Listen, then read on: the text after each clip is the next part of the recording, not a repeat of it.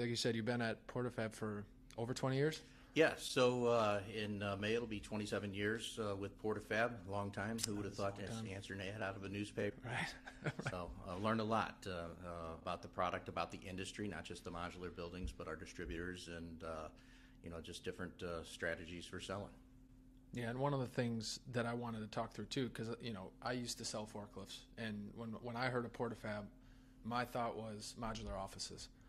That was kind of the extent of where your product went, and obviously that's not the case. So I mean, I just kind of wanted to see your the digital book, I think you guys call it, or the Yep. digital storybook that you guys have is awesome. Yeah. It shows what you guys do, but I guess over the mic, how would you describe your So our business, so what you're referring to is our idea book. Yep. And the idea book was really set as a tool for not only our distribution, but for the end users to be able to have a concept, have an idea. Hey, I'm looking for offices. Hey, I'm looking for an equipment enclosure.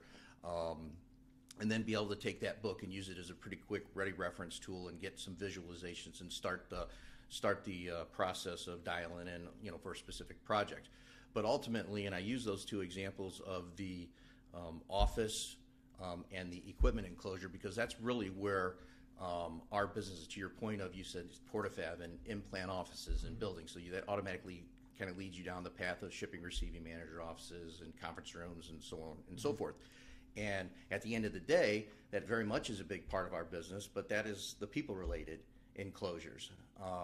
The other side of our business, and really the one that's growing most excitingly, is the process side. And when I talk about process, it's more of the controlled environments, clean rooms, specialized equipments, and we're following opportunities in customers' needs that they went out and bought a 3D printing machine, and that 3D printing machine comes with specifications. Hey, I need to be in a controlled environment, temperature, humidity, and a certain level of dust so I can get the optimum performance of that. So at the end of the day, the reality is we're really playing in interior construction in that space, and then we have all these product lines based on specific needs, whether it be for people or process, and that really gets us into really helping people with any interior construction projects that they have inside their facility, whether it be for people or equipment. Yep. No, and that's perfect. I mean, that was kind of went right into my next question, which modular offices, like you said, probably the core of what you guys sell. What's trending now? Is it the clean rooms? Is it the controlled rooms? Is that kind of where things are trending? It's interesting that there's a lot going on right now. So I'll start with kind of on the personnel side of Yep. things. Prior to COVID, the trend for office space was everybody had these big open bullpens and co-location areas and whatnot, and then COVID hit, and then everything kind of slowed down, and then now it's kind of re-evolved, and it's gone back to everybody wants their own little office now. So we have a quick ship program, and our quick ship program is really intended for those people who are coming back to the workforce, or not to the workforce, but to their jobs, and they want segregation from everybody else. So that's generated a lot of business. On the other side of the things that are trending is right now in the United States, if you look at where money's being allocated, through the government, you look at the semiconductor industry, you look at the EV, the electrical vehicle industry, and then all the tier industries that support that. That in and of itself is really going to put a challenge for us manufacturers to keep up with the demand. The other industries, the aerospace and defense, they continue to be very strong for us. And then even with the COVID, we're still picking up business as it relates to that, whether it be PPE manufacturers, so your masks and visors, face shields, all the way to the vials that people are putting these vaccines in. And that's not going to go away. Right. And so we continue to get that business. Yeah, unfortunately, not going away. Yeah, unfortunately, not going away. But fortunately for you guys. Yeah, we're on the same page. Common. This is kind of maybe a unique question, but you work a lot with salespeople and distributors. Mm-hmm. So what are the common mistakes that you see? And I know you guys try to prevent a lot of the mistakes when we order by making sure we're filling out everything and the questions are answered. prior to going to production. But what are some common mistakes you see? And maybe it's, sales guys that are just getting into the industry, people that haven't been doing it for 20, plus years. Right. Something that we can learn from and others out there that are selling what we sell. I guess, what are some of the common mistakes you see and kind of maybe easy ways to avoid them?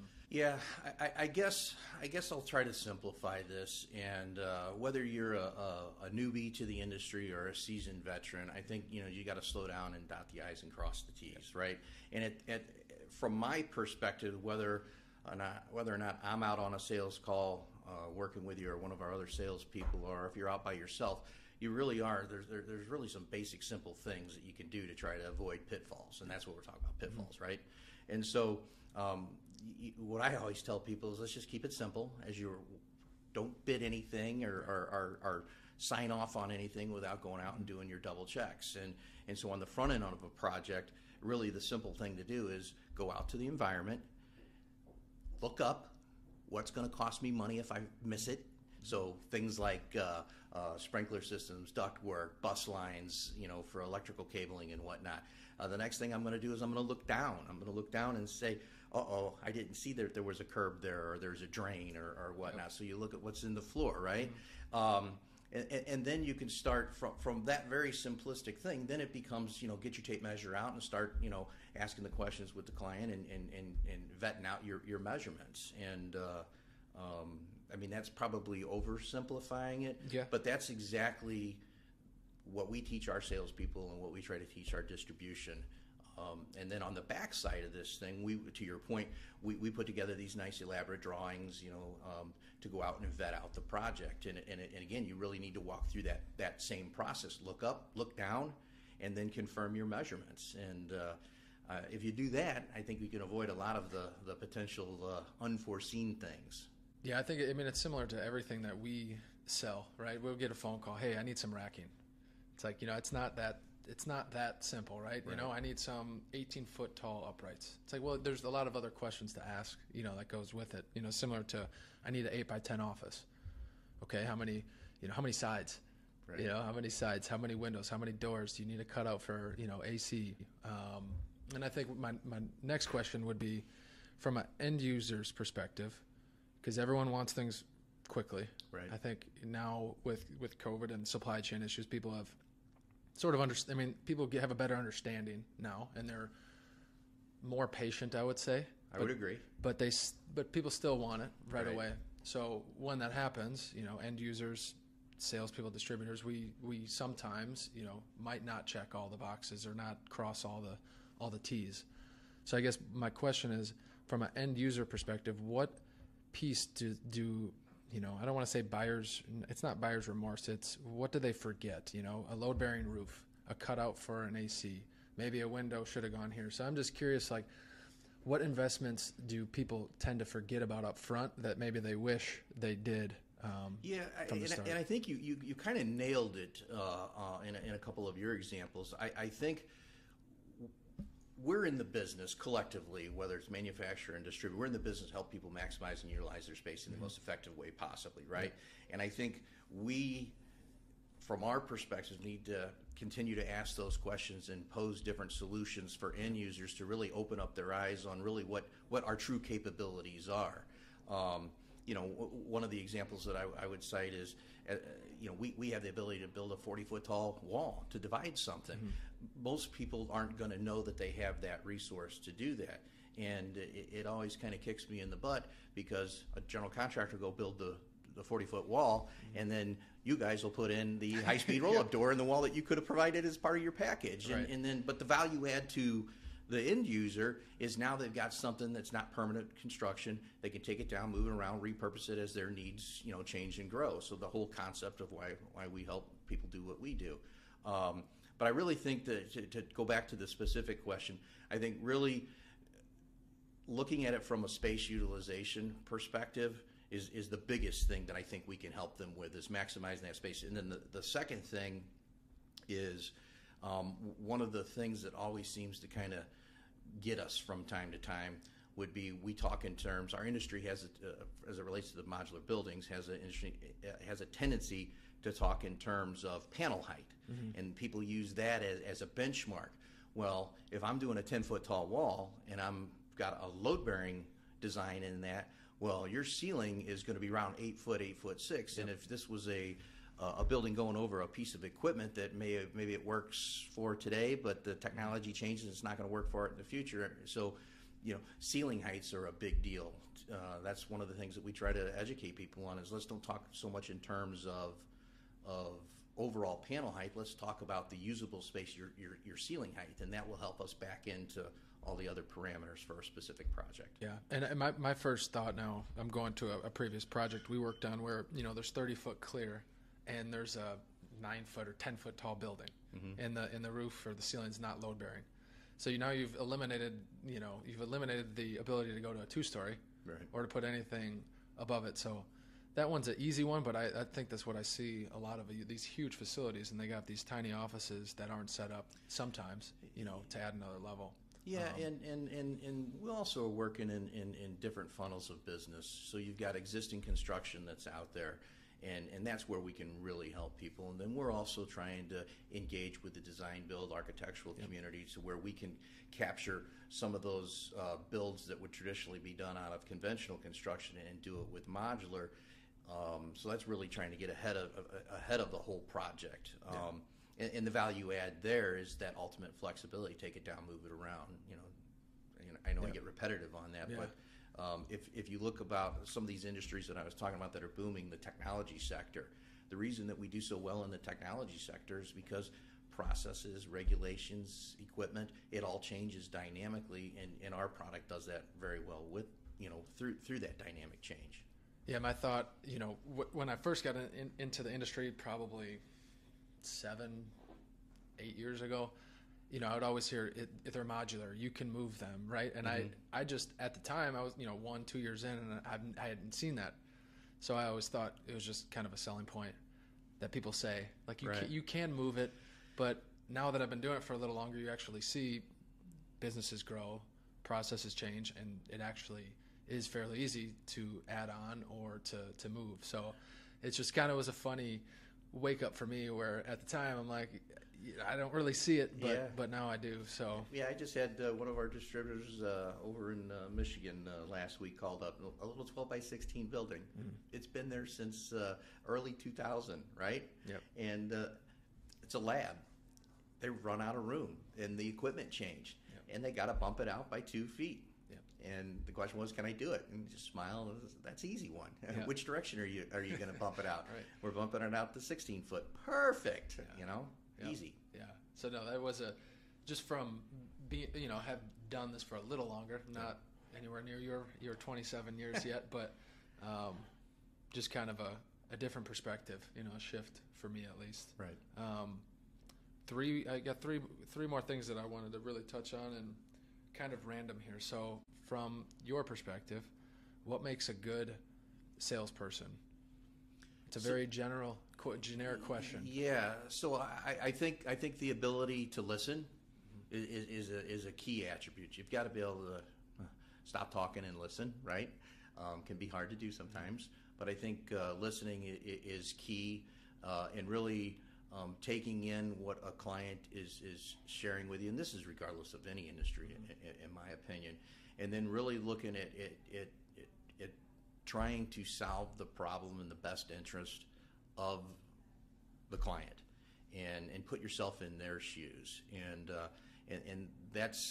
has seemed to work for me, is trying to put myself in their shoes and be cost conscious, but be also trying to give them vision for what could potentially be a need in the future, and then at the end it's just follow through and execution, and you would be amazed at I know everybody's busy and times are crazy and whatnot, but just the simple follow-up and the simple return phone call, it's huge.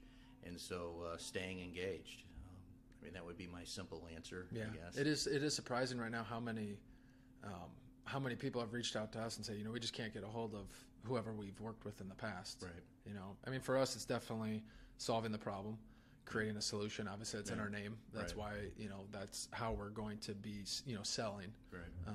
But building relationships, and then And then really what I've experienced with you guys too is like when there is a problem, because there's going to be something that comes up. Always is. On every project. Yeah. It's not running from the problem. Yeah. You know. Well, it's not when there's going to be a problem, because there will be. Yeah. I mean, we're not infallible, and this is not. It's just life in general, right? Yeah. But I will tell you, the problems are where you can really roll up your sleeves, and that's where you really form great relationships, and you figure stuff out. And some of the my experiences over the years, some of my worst problems have turned into my best customers. Same. And I mean, it's comical, and I won't cite the stories, but yeah, getting involved in getting resolution and getting things cleaned up. I mean, that's the other way that you engage your customers, and they endear you for it. So. Yeah, it is. It's not like you're looking for a problem, because you obviously don't want to have any. Right. But I feel the same exact way. Some of the biggest problems I had are now, and I'd say they're more than customers now. I mean, a lot of them are friends, which is just kind of funny how that works, because you're in the thick of it, and you feel like there's no way out of it, but you're not leaving, right? You're going to make sure that they're taken care of, and then you fast forward a couple of years later, and you got a great relationship out of it. What doesn't kill you makes you stronger, right? I know. It's actually true. So shifting away from the salesperson side, what makes a good leader to you? Because you've been around, you've been in the industry for 27 years, so obviously you came up as you're a salesperson, and now you're leading a group of people, and I'm curious.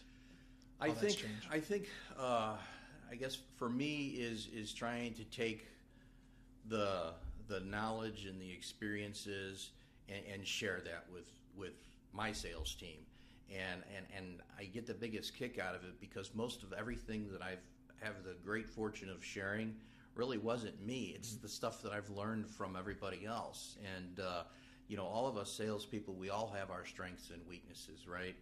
And for me, I like to look at all the salespeople that I've worked with over the years and pick out those characteristics of what makes them so good at what they do. And example, I've got sales guys that, when it comes to time to install the product, they're there. They've got their sleeves rolled up. I mean, they are helping, not physically, but helping just with the coordination and making sure everything that goes right. So their back-end presence of a job is just amazing. And then you've got the people on the front end that their follow-up and their ability to engage and have distribution want to take them on the joint sales call and do things like that.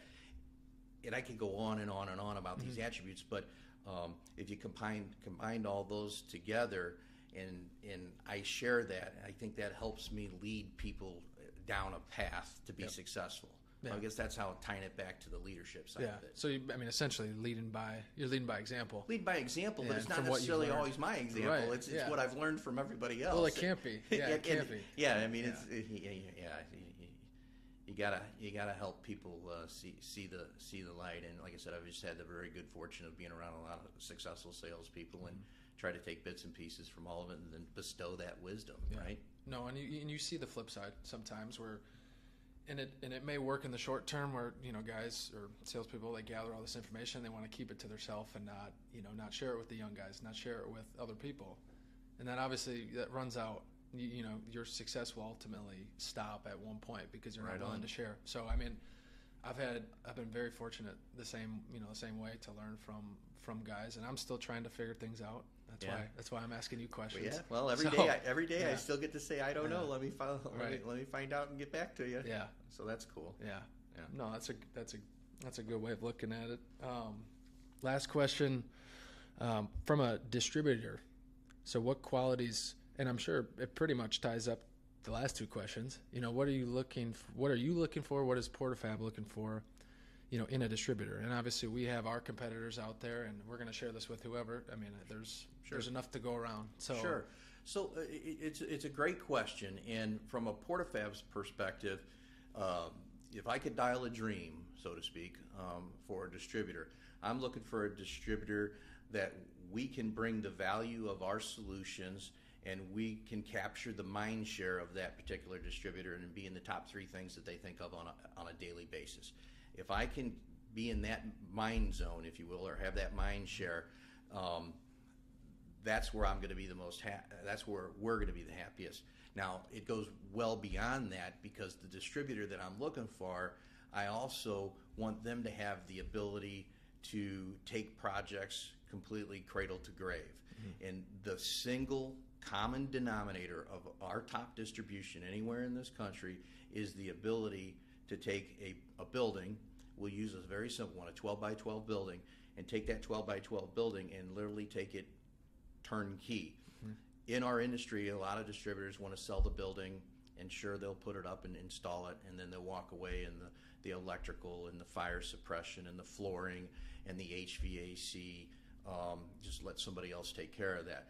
We're really looking for distribution that sees those other elements of a job as additional scope of work, which from a distributor perspective, it's additional profit centers. Yep. So there's a dollar to be made, but from an end user's perspective, it's a single source, and nobody wants to deal with multiple sources on things. And but that's what we're looking for in distribution. Is one is to be top of mind, and then 2 is to be able to take these projects that we get, because we're marketing very heavily towards bigger projects, not just the people but the process, and that's going to force distributors to bring more to the table. And so from a distributor perspective, I think the more that our distributors have resources for HVAC, fire suppression, flooring, not afraid of the building codes and in the process of dealing with that, not afraid to deal with a general contractor and deal with how that works, at least monetarily, or contract-wise.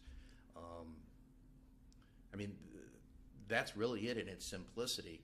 And then obviously all that would have the installation that comes along with it. But our top distributors in the country, that's what they all have. Yep. And most of those people, their work really is around large office complex and large controlled environments, that are being driven by technology, regulations, and federal standards.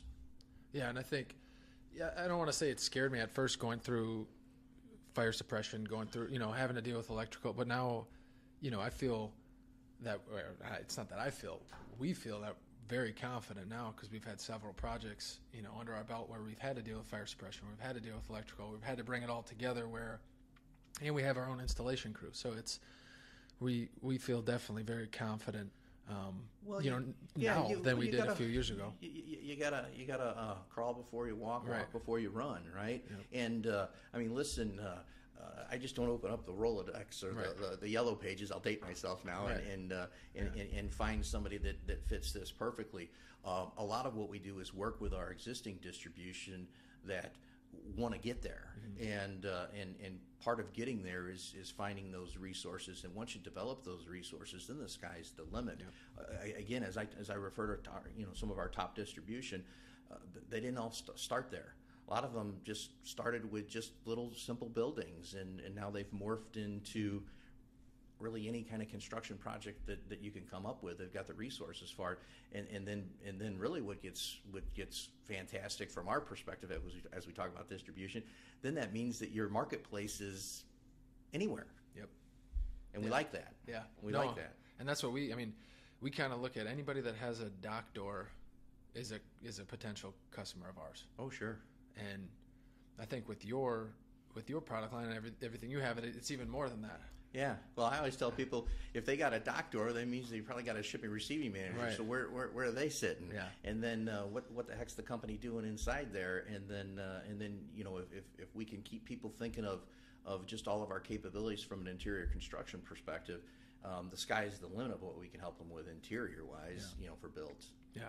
No, I think that's I don't even know how long we were just recording for, but for us to be able to have that, it's very beneficial. So I appreciate you jumping on here. Episode 1. There you go. I don't think it was terrible. So I thought it was fun. Yeah, that was good.